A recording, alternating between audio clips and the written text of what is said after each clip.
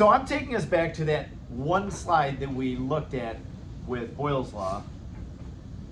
There he is, Robert Boyle. Boyle gave us, and he was the first to publish a relationship between two variables with gases. And that relationship was between pressure and volume. And we saw ourselves that when you take a gas and you squash the volume down, the pressure goes up. Mathematically, it looks like this. The pressure at the beginning times the volume at the beginning will give you a constant value. So if you change the pressure and volume, the new pressure times the new volume will still give you that same constant number. That's what an inverse relationship looks like. The next thing that I'd like to do with Boyle's law is actually show you the problem-solving technique that I'd like to encourage you to use as we do these gas law problems. Now, there's going to be a lot of gas law problems. We have more to this chapter than we can fit in this week. So we're going to go into spring break and we're going to have 10 or 11 days off. Come back on that Monday, April 1st, I think, and we'll still be in the gas law chapter. So I'm expecting us, I don't have a date up here for our first test in the fourth quarter, but I'm expecting it to be around the first Friday we get back, around there, okay? We're just not sure yet. We'll see how this week goes. I am planning on having us do a lab on Wednesday. So tomorrow, I'll give you a little introduction. We'll have one other gas law to talk about, but it's not a difficult one. And then I'll show you some things about the lab. And tomorrow, I'll give you a chance to work on the homework assignment that I give you today, because I'm not going to wind up having much time, or you're not going to wind up having much time to work on it today. You don't have to kill yourself tonight to try to get it done. It'll take you a few minutes, okay? So let's take a look. Boyle's law gives us this expression, this mathematical expression. And so when we get to problems, I want you to notice with gas laws, you're always going to have these story problems. You'll have a little paragraph that describes some change that happens to a gas, and there will be something to solve for. Now, I know full well what the title of this slide is, so there's no mystery what equation we're going to use for it, but that's fine. Let's take a look at what we're given and how we solve for the unknown here. It says a sample of oxygen has a volume of 150 ml when its pressure is 0.947 atm. It's close to atmospheric pressure. 1 atm is standard. What will be the volume of the gas if the pressure increases modestly from 0.947 up to 0.987? So the pressure is going to go up. What do you think is going to happen to the volume? If the pressure goes up, the volume does what? Goes down, right? They're inversely related. So when we finally have an answer at the end, I always encourage people, look at what happened in the problem and ask you, kind of give yourself the reasonableness test. Is this a reasonable answer? So we're always going to do that. We'll get an answer and then we're not just going to go, oh, okay, we got an answer, let's move on. Does this answer make sense? And so let's go ahead and start this thing.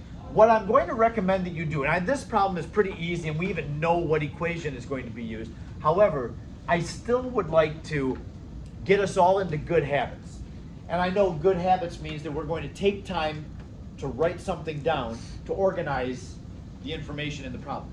If you remember back to when we had stoichiometry, I really encouraged everybody, hey, whatever you're given as your initial quantity in the problem, go up to the balanced equation and write that amount under that term in the equation. And then whatever you're trying to find, call that x and write it down. That just keeps your information organized. I'm going to encourage you to do the same thing here. Here, the technique is called defining your variables. And I assume that you learned defining your variables in Algebra 1. In fact, I would bet $1 that you did, whether you remember doing that or not. I think that everybody does. All algebra teachers should teach their students how to define variables. So let's do that here. You're going to see that I do this every single time. I encourage you, every gas law problem, to do this. It makes the problem always very easy. Instead of just trying to sift the information out and plug them right into an equation, define your variables. Here's what it looks like. So we have a volume of 150 ml. So down here, I'm going to write my V. I have V1 because I see that the volume is changing. So I'll put V1 equals 150 ml. The pressure is, at the beginning, 0.947. So P1 equals 0.947 atm. And what else do we have here? What will the volume of the gas be? So we're going to make a change to the pressure, and we want to know what the new volume is. So the V2 here is what the question asks. What will the volume of the gas be? That's my unknown. I just make that a question mark. And then the pressure is increasing, so the P2 we have a new value for is 0.987. Do this every time. Now, this problem, or this Boyle's law, has 4 terms in it. There's 2 pressures and 2 volumes. We're going to start coming across problems that have 6 terms in them. It's very helpful to organize your information. And sometimes you're going to have a term that you'll be given the initial term for, but then it's going to tell you somewhere else that the value didn't change. That matters. Do this every time. It's going to really help you to stay organized.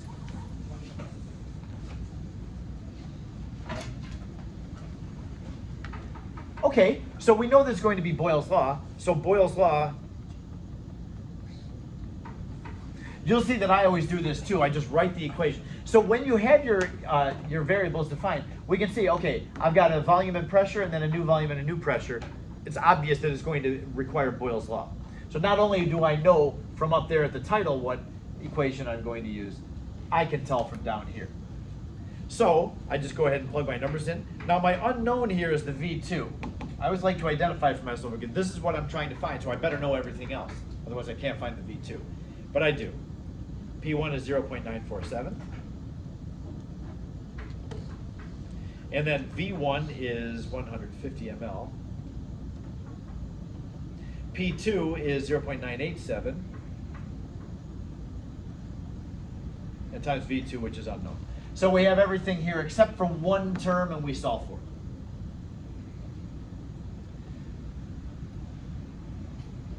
When you have to set your work up, and hopefully you're aware by now that I always look at your work. If you look at all the tests and quizzes that I check, not only do I look at the box that has your final answer, I'm always looking down here and I always put a check mark if your work is right. Your work is a big deal to me. In fact, it's bigger of a deal than your final answer. I want to know, have you thought through this correctly? Do you have the right tools for solving it? If you can set it up right, if you happen to do something wrong on your calculator and get the answer wrong, it won't be worth it. You won't be docked that much. If you don't have your work correct, then is where you start getting hammered. Okay? So, yeah, make sure that you're showing your work. In fact, if you don't show your work, then I mark you down for it. You always have to justify your answers. Okay, so when you get an answer for this, this should not be difficult for you in here. P1 times V1 divided by P2 should leave us with V2. Now, again, check the reasonableness of your answer. What did we decide? That if the pressure goes up, which it did, what happens to volume? It should go down. And does it go down when you solve for P2? Is it lower than P1? P2, I believe, if I remember right, is 144 ml. It went down. And it should have gone down. The pressure went up modestly. It didn't go up very much, from 0.94 to 9.98. That's a pretty small change. So the volume doesn't change very much either, but it goes down. It goes the other direction. Good with that? That's not very difficult. For a class like you who picks up math stuff very well, I think that we can kind of probably zip through this faster than what I'm doing. Yes? Okay. So that's Boyle's law. And now I'm going to take you to another gas law. Here's a new person.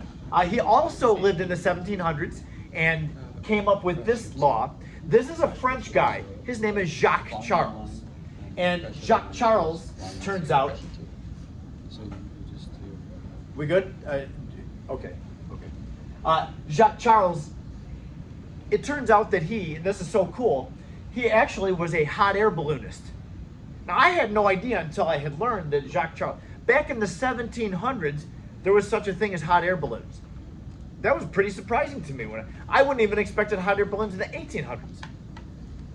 But here's this guy, like before the birth of our country,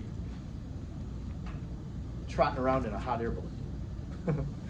So anyway, it makes pretty good sense, and you can even see this guy looks like he'd be a hot air balloon. Look at his hair. I mean, I'm not making fun of his hair. If anybody should have their hair made fun of, it's me. But yeah, it looks like it's been blown by the wind. It looks like it just came down from a flight, which is pretty cool. Anybody in here ever been in a hot air balloon? Have you, Abdullah? How was it? It was pretty cool. Is this scary? Yeah. I've got a very good friend. I've been friends with him for years. He has a hot air balloon. He used to use it for business, like people would rent his balloon and take him up. Where did you fly a balloon? It was in Canada. Oh, in Canada, okay. Okay. Yeah. We live up in Oxford, and there's a lot of people that own hot air balloons in Oxford. So, yeah, in the summertime, it's great. There's balloons all the time up there. And they're just really, really nice to see. So, anyway, yeah. But, yeah, this friend of mine that's got a hair balloon, he's never invited me. I thought he was a good friend. Like, we talk all the time. Except about him taking me up in a balloon. So maybe someday. Charles saw that when you heat up a gas, the gas will expand. Now, a hot air balloon is a wonderful tool to demonstrate the gas laws. Are hot air balloons open containers or are they closed containers? Do they seal the air inside of them? No, they've got a bottom that's wide open. That's where that little torch thing is, and that's not little, it's big. You got this torch that, you know, the propane burns and it blows the hot air up into it. In fact, even the top of the balloon is open. So the bottom and the top are open. It's just got this huge volume of air inside of it. And so when you heat up the air inside the balloon, it expands. And as it expands, it's displacing the air around it, and it causes the balloon to become lighter than the air, and up it goes. So yeah, when the balloon tends to fall, then the pilot will turn the gas on and heat that up. Hi, Josh. Did you leave something? I'm just taking a photo of the pages for the textbook. Oh, okay. Yep. Okay, so anyway, yeah, Charles found that as you heat a gas up, it expands the gas, yes? Did you mean to say V2 or P2 for the answer above? The P2 equals 144. It was V2. Yes. I'm sorry, you guys. Thank you for catching that. And all of you that saw that and I didn't, sorry about that.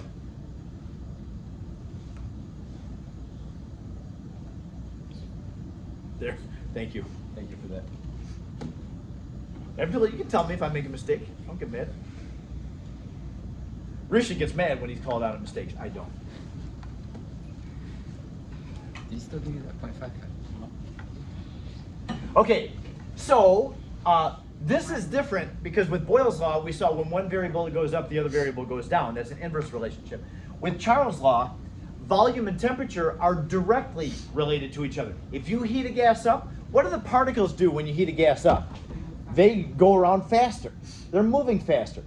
The gas tends to expand. Now, I was mentioning that a hot air balloon is an open container. If it's an open container, that means that the pressure inside the balloon equals the pressure outside the balloon. It's an open container.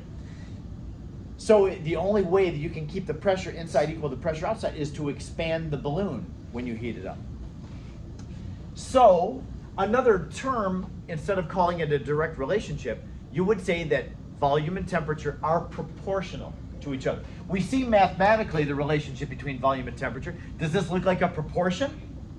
When two fractions equal each other? Yes, it's a proportion. Yep. So volume is proportional to temperature. Now, one thing about the temperature, I want you to notice this. Whenever you use temperature in a gas law, you must use the unit Kelvin for the temperature unit. Usually you're going to be given the temperature in Celsius. You do need to change it to Kelvin before you put it into this formula, okay? So I want you to remember that. Let's take a look at a Charles law example. I'm not gonna walk through this like you're little babies. I know that you know how to do algebra and you're good at it. So let's kind of zip through this thing. We know there's going to be a Charles law problem. We have a sample of neon occupying a volume of 752. So I'll write that down. At a temperature of 25 degrees, so we have T1 equals 25. What will the volume, or what volume will the gas occupy? So that's what our unknown is. At the new temperature of 50 degrees. So T2 goes to 50. I addressed this when I was talking about the temperature scales. Does it look like the temperature doubles here? Temperature is going from 25 degrees to 50 degrees. It looks like it's doubling, but we know that it's not doubling. That the neon gas has a certain particle motion at 25 degrees. That particle motion does not double when it goes from 25 to 50 degrees, even though it looks like the temperature is doubling. And temperature measures kinetic energy, doesn't it? It's only the Kelvin scale that's a direct measure of the particle motion to the temperature. So when we go from 25 to 50 degrees, that is not actually doubling the kinetic energy or the speed. Because when we have Charles' law, those temperatures have to be in Kelvin, so we have to change our temperatures into Kelvin. It's been a few days. Does anybody remember how we go from Celsius to Kelvin? 273, very good. Good memory. Yep. I'm going to go add 273 to the 25 degrees Celsius, and that'll give us 298 Kelvin. Remember, it's not in degrees Kelvin, it's just Kelvin. Weird, I know, because all of the temperatures are in degrees, but not Kelvin temperatures. So I'm just going to make this little note here. In case you forgot, add 273 there. That's how I'm getting from the Celsius temperature to the Kelvin temperature. And then T2, 50 degrees, is going to go to Kelvin when we add 323. Okay? These are the temperatures that we're going to put into the Charles law. Always change to Kelvin before you put any temperature into a gas law. So we're trying to solve for V2. That means we need to know everything else, and we do. V1 is 752. T1 is 298. I always put the units into my work too. I'm not going to care or get upset or mark you down if you don't. If you just put the numbers on there, I'm okay. I like you to put the units, but you don't have to. V2 is our unknown, and then the new temperature was 323. Did everybody see that the temperature went up? What should happen to the volume? It should go up as well. They're proportional. It should go up a proportional amount. Not double, even though it looks like the temperature in the Celsius doubled, the Kelvin temperature clearly did not double. So we're going to go up modestly in volume. If you do this, I believe your V2 is going to be, you want me to tell you now or you want to calculate it first? Calculate it first. Say 15. How many sig figs should you have in your answer? 3. 3. All of our given numbers have 3 there, 3 there, and 3 there. Oh, I see what you're looking at. You were thinking 2 because of those? Yeah, no. This is interesting. When you add numbers together, or when you add numbers, we have a different rule for sig figs. Most of the time in chemistry, we'll multiply and divide. So we have to stick with how many sig figs do our numbers have. But when we add numbers, we don't have the total number of sig figs in mind. What we do is we look at where the last digit is. That ends in the ones place, and 273 ends in the ones place. So our answer has to go to the ones place, however many sig figs that takes. So again, when you have a whole number plus a whole number, you just get a whole number answer. You don't have to round that down to 2 sig figs because we're adding, not multiplying. So multiplying and dividing, we count how many total sig figs we have. But adding, we care about where the last digit is. And since that ends in the ones and that ends in the ones, our answer has to end in the ones place. Yes, no? Last non-zero digit versus last digit. Last significant digit. Like the 50, I have a decimal point there, which makes that 0 significant. So when I add 273, which ends in the ones place, to 50 with a decimal, that ends in the ones place, so I go to the ones place there in my answer. Yeah. Okay, so have you calculated? Rounded to 3 sig figs, we get 815 for our answer. Yes, Jonathan? Did you go wrong? Huh? Did you go wrong? 69 squared. To which one, that? That one, 69 squared is 13. I'm confused. We were all multiplying and dividing here, so we have 3 sig figs, 4 sig figs, 3 sig figs. Our answer should have 3. 69 Okay. squared. Nope, because we were only allowed 3 sig figs because of those. It's good to know. And that 0 is not significant for either of these, right? Until you get to a non-zero digit, the zeros are not significant. Even if it was 0.0947, the 0.0 part would not be significant still, okay? I know it takes a while. Okay, so we have Boyle's law, pressure-volume relationship. We have Charles' law, volume-temperature relationship. And now we have, this is another French guy. People look at, Gay, the guy's name was Gay, ha. No, actually, back in the 1700s, there's nothing, nobody thought anything of it. And besides that, as a French name, it would have been Guy Lussac. But, all of us Americans call him Gay Lussac. So, yeah, that's just what I'm going to call him. And he came up with a relationship between pressure and temperature. Now, I don't have a, much of a story with pressure temperature, except I do have one personal experience that I want to share with you. Back when I was a kid, I was a teenager, and my mom and dad had a cottage. We went up north, and I had a friend up there, and we were sitting around at nighttime by the fire. There's nothing else going on. There's just two of us sitting in a chair by a bonfire.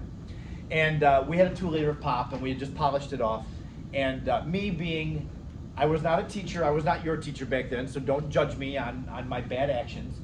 But as a boy, I wasn't interested in cleaning up after myself, so I figured, okay, this bottle, if I don't do something with it, I'm gonna have to clean it up. So I just took the bottle and threw it into the fire. Okay, don't get mad at me, I wouldn't do that now. It's not good to burn plastic. Apparently it's bad for the atmosphere. At the time I didn't care, but I care a little more now. Before I threw the bottle into the fire, I screwed the top on. So there was air inside of that thing, and I expected, I wasn't even thinking about what would happen. I just expected I would throw it in there. The fire was very hot, and it would just melt the plastic, get all this black smoke, and we're boys and we were thrilled by the stupidest things. We were so surprised. We watched that thing for a couple of seconds in the fire, and it didn't melt. Instead, we could see it do this. It went out very slightly, but you could notice it, and then boom, it exploded on us. And man, we jumped out of our seats and we caught our breath. We couldn't believe it. And fortunately, we didn't get, it didn't throw shrapnel at us. It could have thrown, the burning wood out at us. What we were seeing was an illustration of when you have a container of a gas and it's rigid.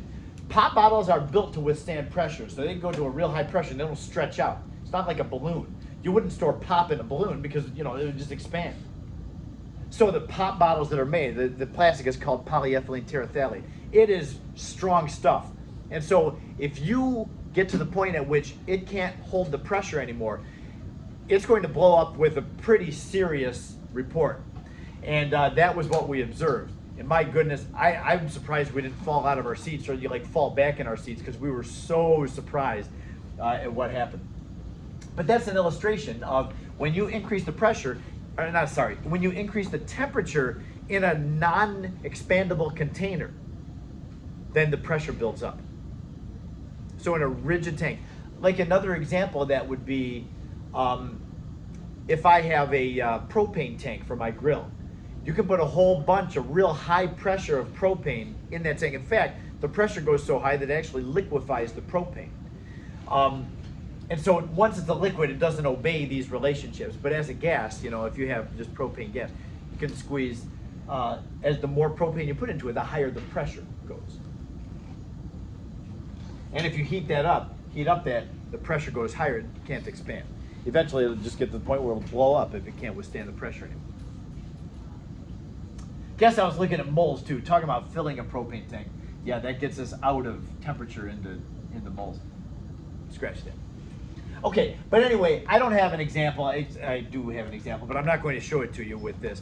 Pressure and temperature are directly related, just like volume and temperature are. So they're proportional. We have a proportion for that relationship. Now, on the next slide, I do want to show you that we have three relationships now. We've got pressure volume is inversely related, and then volume temperature is directly related, and pressure temperature is directly related. So these three, if you notice, pressure and volume are in the numerator every time. Temperature is in the denominator every time. So we can actually combine these three and come up with something creatively called the combined gas law.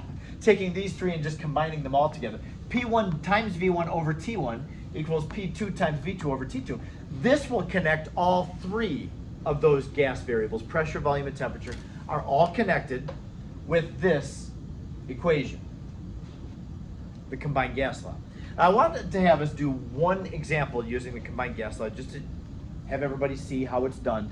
Before we do that, though, I've got one other kind of new thing. It actually addresses something that we saw very early in the semester, the term STP. If you remember, when we were doing mole conversions, back when we were just starting the semester, and I had a mole flow chart, and it said moles are related to volume of a gas in that 1 mole of any gas has a volume of 22.4 liters at STP. Do you remember seeing that expression, at STP? And I said, oh, that's a certain temperature and pressure. We'll talk about that later. Well, now it's later. So STP represents standard temperature and pressure. Standard temperature and pressure. Now, we've talked about standard pressure before. 760 millimeters of mercury is standard pressure, as well as 1 atmosphere is standard pressure. In chemistry, standard temperature is defined as 0 degrees Celsius. This is not my favorite thing. I wish they would have chosen room temperature, like 20 degrees Celsius for standard, but they didn't. They made it 0 degrees. So it's kind of inconvenient because not very often do we deal with a gas at 0 degrees Celsius. But that's what they have established as standard temperature. So you will see that expression STP in problems or, around. And just be aware that when you see that expression STP, that means the temperature is this and the pressure is this. It's a standard set of conditions. So with that, now we'll see that tomorrow. We're not going to see that at all today. But this example I'm going to skip over and not do it. This would be a pressure-temperature kind of relationship problem. We're not going to do that. Let's just jump to this one. I'm going to give you a moment. I want to invite you to find your variables here and see if you can get an answer to this question.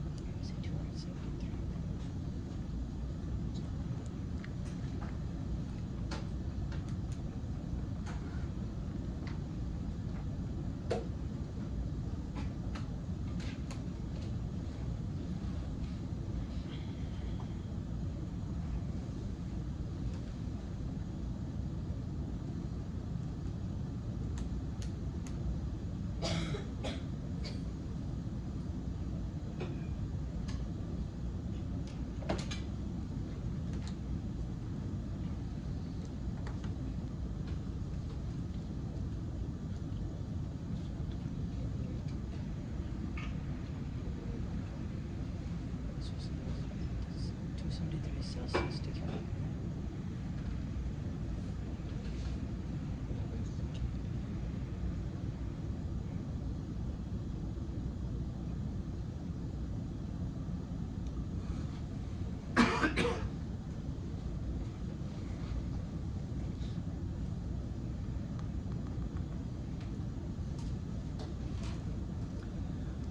Now, doing a reasonableness check on questions like this where we have all three of the variables changing, pressure changes, volume changes, and temperature changes, it's not so easy to predict what's going to happen with the with one of the variables. We'll talk about that in a moment. Just see if you can do the math and get through it. I'm telling you, it is worth the time that you spend doing this. If you're looking at this thing, oh no, I'm not going to spend the time on that, I'll just go right to that. Okay, but I think that you will appreciate the time that you spent just doing that, laying everything out, seeing what you have. And then when you look at this, when you define your variables, you'll know what equation you have to use. You can see, oh, volume, temperature, and pressure are all changing. I have to use the combined gas law.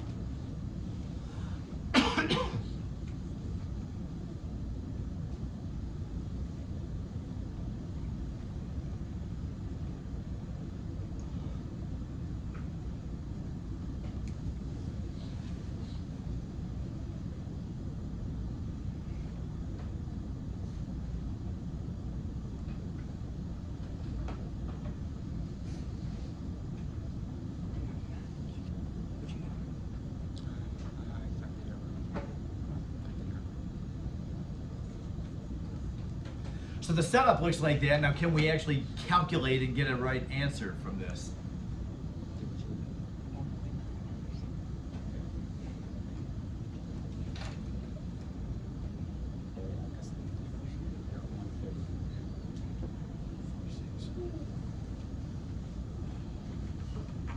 Before we get an answer, and I know some of you have an answer, but let's look at this and see if we can predict what happens to the pressure. So the pressure starts at 120. Is it going to go up from 120 or down? The volume, what does the volume do to the pressure? If the volume goes down, it goes from 200 ml down to 150 ml, what should that do to the pressure? Should increase it. Right, they're inversely related. Volume goes down, causes the pressure to go up. But the temperature goes down. So it goes from 298 down to 273. What does that do to the pressure? Decrease it. Should cause it to decrease. So the change in volume should cause the pressure to go up, but the change in temperature should cause the pressure to go down. That doesn't help us. So we have kind of conflicting factors here that's going to guide our pressure. So what I would say about that is, whichever change is bigger, the volume change, it looks like the volume got changed to 3/4 of what it was before. But the temperature change is pretty modest. It doesn't change by as much as the volume change. So the volume change should dominate what happens to pressure. The volume went down, should cause the pressure to go up. Is that what you find, the pressure going up? If I remember it, it goes up to 150. If we're only using 2 sig figs, which we are, the pressure at the beginning was 120 with no decimal point. So we only had 2 sig figs. I think you get 146 or 7, right? Right, is that what you get, Diana? That was right. P2 equals 150, rounded to the right number of sig figs, kilopascals.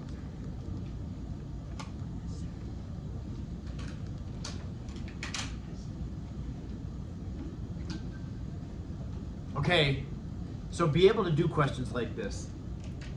I have some practice for you. As I told you at the beginning of the hour, I'm going to make it due on Wednesday. So try some now. I have the answer. Maybe you noticed I sent a Schoology message out last hour. It went to you. That has the answer key for it. It says on the paper that there's an answer key at the end, but then I forgot to put the answer key at the end. So I did put the answer key there on Schoology as an update. It's not in our Schoology page. Just go to your updates.